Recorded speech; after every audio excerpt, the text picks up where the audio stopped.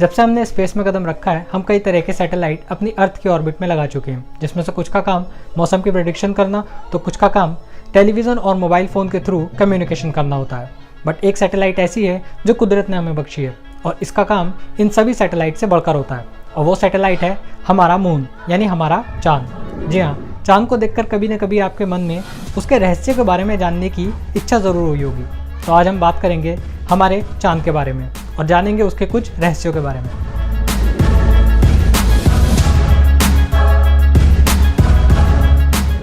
तो जैसे कि मैंने बताया कि चाँद हमारा सैटेलाइट होता है, मतलब बिग बैंग में हमारे सोलर सिस्टम के बनने के वक्त जब ज़्यादातर ग्रह सूरज की ज़्यादा ग्रेविटी की वजह से उसका चक्कर लगा रहे थे, तब चाँद हमारी पृथ्वी की ग्रेविटी के संपर्क में आ गया और हमारी पृथ्वी का चक्कर लगाने लगा और हमारी पृथ्वी और सोलर सिस्टम का सबसे बड़ा नेचुरल सैटेलाइट बन गया।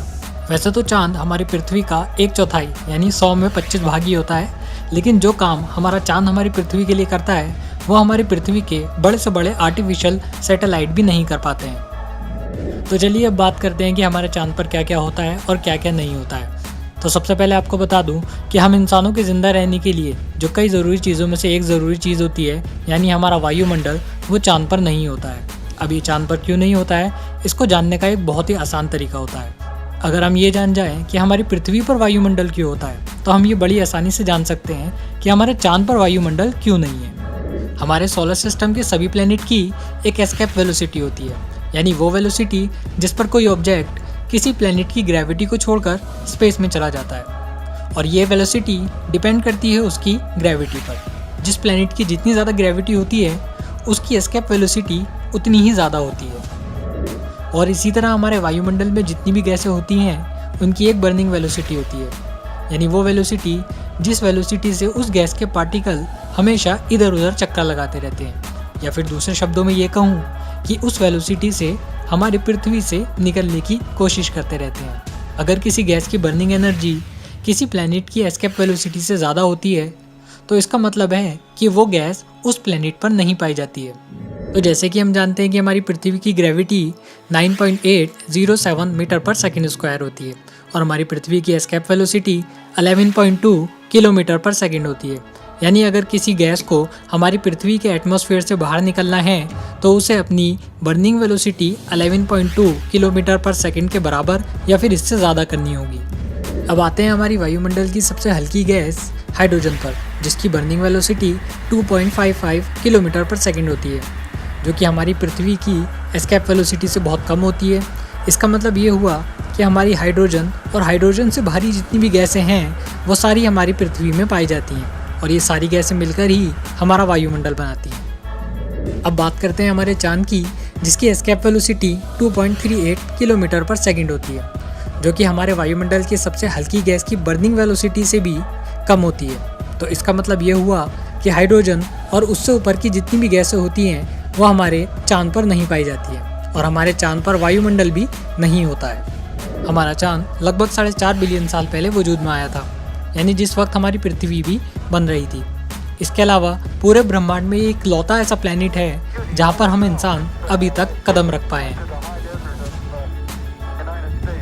अपोलो 11 स्पेस फ्लाइट नासा द्वारा चाँद पर भेजी गई पहली ऐसी स्पेस फ्लाइट थी जिसमें नील आर्मस्ट्रॉन्ग और पायलट बज़ एल्ड्रिन ने 21 जुलाई 1969 को सबसे पहले चाँद पर कदम रखा था।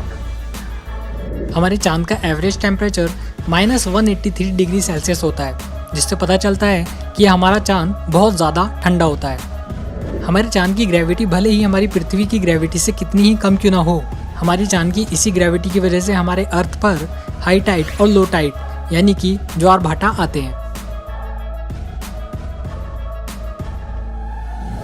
चाँद की खोज होने से पहले साइंटिस्ट उसके स्ट्रक्चर की वजह से ये मानते थे कि हमारे चाँद पर पानी हो सकता है, बट ऐसा नहीं था।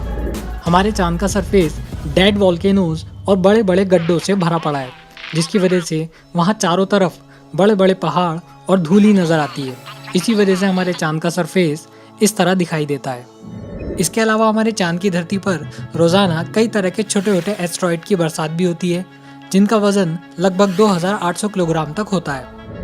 और सिर्फ चाँद पर ही नहीं, हमारी पृथ्वी पर भी कई तरह के छोटे छोटे एस्ट्रॉइड की बरसात होती रहती है, जिसे हम इंसान तारों का टूटना समझते हैं। तो ये थी हमारे चांद के बारे में कुछ इन्फॉर्मेशन।